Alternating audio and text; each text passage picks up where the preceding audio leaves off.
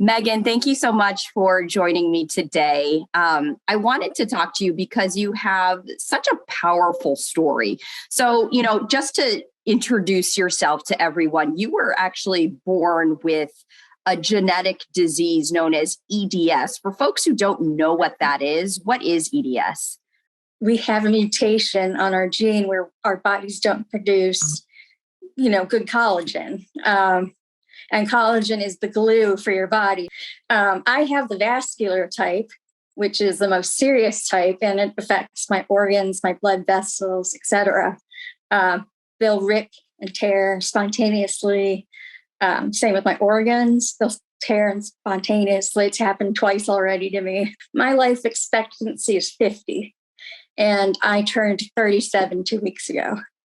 So it's one of those things. It's always in my head that, I've got this much time left, because I can't get past that 50.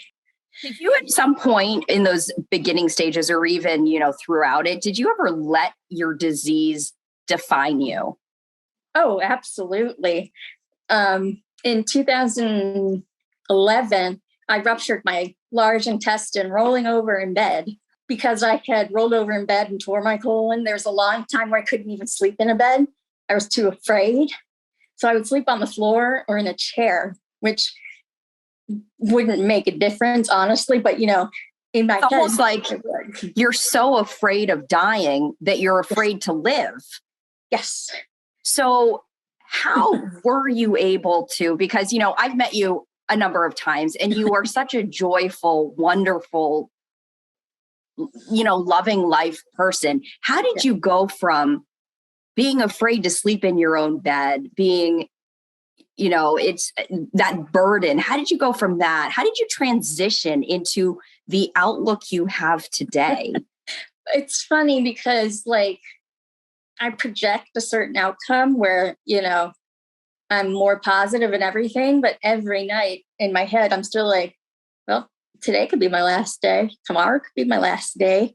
Can I just stop you there, Megan, because you said something that is so important that I want people to think about and reflect on, is that you keep going back to it's all in here. Mm-hmm. And I feel like our brain, our mind is the most powerful tool. Oh, yes. What were you able to do? How were you able to shift that mindset? Because it all starts from here and then goes outward, right?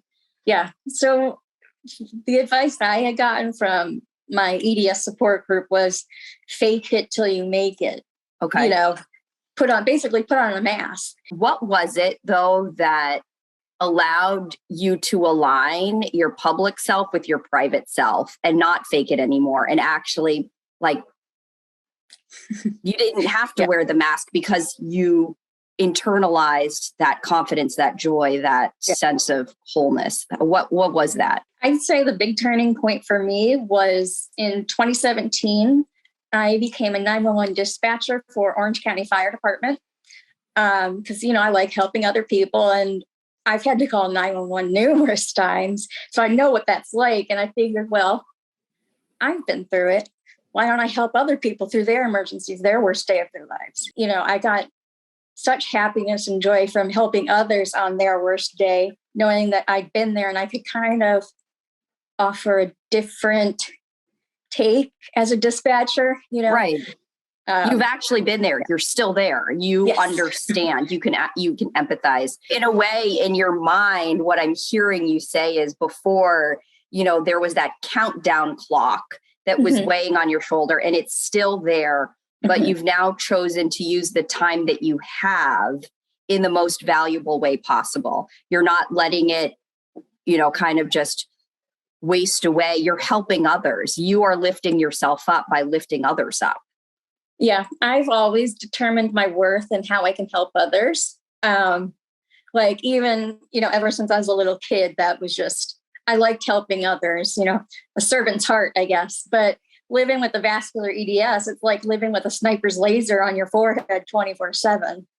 So it's that kind of mental anguish 24/7. And if I can distract myself by helping others, I foster hospice dogs and senior dogs. So I help them with their end of the life care. And that brings reward to me. So where are you now with your journey, your mindset, your outlook, your perspective on life? It's still a little difficult, but I just keep trying to think maybe if I do enough good deeds, the universe will allow me an extra year or another 2 years, Some days I'm like, I am glad I didn't die when I tore my colon. And then there's other days where I'm like, wow, dying would have been a lot easier than dealing with the pain I'm in. I have chronic pain every day. It all just depends on how I feel when I wake up, And that's okay. Because I also I feel it's so important because I feel like everyone's been conditioned, right? Society has conditioned us to feel like we need to be happy all the time. Right. And that's not how it is. It's a day by day process for everyone. Yeah. And for me, I think what's so important for people to know, and I feel like it's a lesson that we all need to internalize, is that emotions aren't bad, right? Right. They inform us. They inform us of how we're feeling. It is actually a life-saving technique. Yes. For you, how did you, I don't know if you share that same philosophy, but for you, when you're going through a bad day, are you kind to yourself through it, or do you try and push through it? How do you work through that? How do you deal with that? I definitely try to push through it, but that's because I was raised that way to, just keep going no matter what. And I've discovered that that's actually pretty unhealthy to do. And I've learned I have to listen to my body and what it's telling me. If I don't, something terrible could happen. I hadn't listened to my body for a while and I was feeling terrible. And then I had a TIA.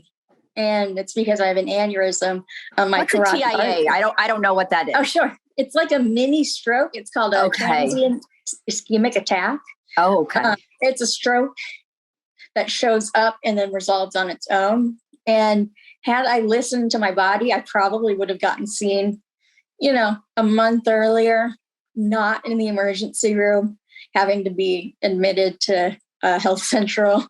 I'm curious. So what has your journey taught you? And I know it's been a lot, but what has your journey taught you that you would want to teach others? One thing I've learned is that a lot of disabilities are invisible. Like looking at me, you wouldn't know that I'm disabled, but I've got a disabled placard on my car. So I've learned to not judge people based on how they look. And I was bad about that. Seeing someone stand up out of a wheelchair, I was like, oh, they must be faking. But that's not true. Now I'm an ambulatory wheelchair user. Don't judge other people and what they look like. You don't know what they could be going through. Right. Never assume. Exactly. Never assume, because we don't know. I mean, like you said, again, people walk around with masks all the time. Yeah. I actually had a friend who shared with me, the bigger I smile, the tougher of a time I'm actually going through. And I thought, wow, I would have never had any idea. I mean, it was very brave of her to share that, but it's true. People are wearing masks all the time. And we don't know. We don't know because people don't tell you. I like to give compliments now on anything. Be like, oh my gosh, I love your hair. Where'd you get your shirt? Cool car. Anything that maybe I can give someone a little glimmer of brightness in their life, because that's what I want. When you have a terminal genetic illness, you worry about being alone forever. And that was my fear. And I probably married someone that I shouldn't have ever married because I was afraid I was going to be alone. And that's another thing that my outlook changed is, people who are living by themselves in their late 30s, there's nothing wrong with them. No. They like the peace and quiet. Right. And you're never really alone if you're okay with yourself. I think being alone and being lonely are two very different things. You can be alone and completely content and feel whole. Yeah. You could be in a group of people, right? You could be in a marriage and feel lonely and alone. So again, like you said, to your point of never judging someone, we don't fully understand the circumstance. We can see the picture, but we don't really know. Yeah. But that's, I mean, wow. Well, I'm really happy for you, Megan, that you're, you know what, you're there with Peanut, and you know what, you're complete. You are complete by yourself. Oh yeah. Which is, that's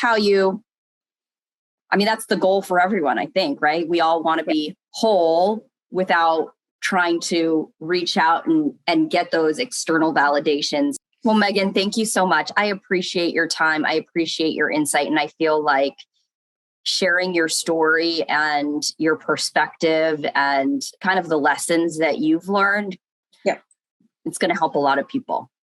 Yeah, I hope so. That's always been my goal. Yes. Well, thank you so much. Yeah, thank you.